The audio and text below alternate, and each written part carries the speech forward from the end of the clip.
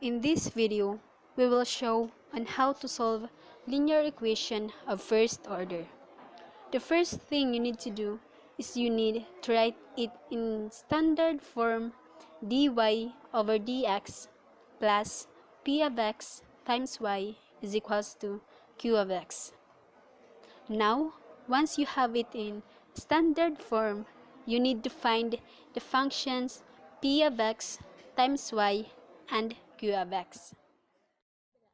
The next thing we need to do is determine the integrating factor, which is e raised to the integral of p dx.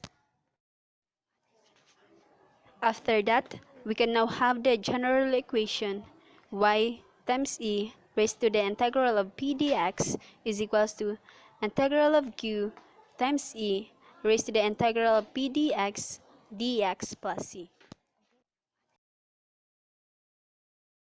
Let's have this example. X raised to 5 plus 3y times dx minus x dy is equals to 0. The easiest way to have in a form of dy over dx is to eliminate the negative x, so that it will become dy and have it over dx later on. So we can multiply both sides by negative 1 over x. Negative 1 over x times x raised to 5 plus 3y times dx is equals to negative x raised to 5 minus 3y over x. Negative 1 over x times negative x dy cancel out dx, then negative times negative, it will become positive dy. The next step is to form it into dy over dx. We can multiply both sides by 1 over dx.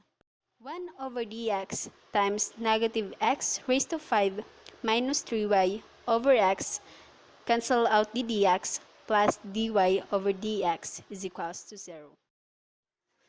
Then we can separate this term. It will become negative x raised to 5 over x minus 3 over x y plus dy over dx is equals to 0. Negative x raised to 5 divided by x will be negative x raised to 4. Copy the negative 3 over xy plus dy over dx is equals to 0. After that, we can now arrange the term to its standard form, dy over dx plus function of p of x times y, which is negative 3 over x, y is equals to transpose the negative x raised to 4, so it will become positive x raised to 4, and that's our q of x. After having it in standard form and determine the function p of x times y and q of x, we can now have the integrating factor. Using the formula e integral of p dx, substitute the value of p of x. E raised to the integral of negative 3 over x dx. Since negative 3 is constant, we will put it outside of the integral sign. So it will become e raised to the negative 3 integral of dx over x. Integral of dx over x is ln x. We use the integration of logarithmic. So it will become e raised to negative 3 ln x. We can use here one of the laws of natural logarithm, which is n ln m is equals to ln m raised to n. Our n is negative 3 and our m is x. So it will become e raised to ln x raised to negative 3. We cancel out e raised to ln and bring down x raised to negative 3, and that's our integrating factor.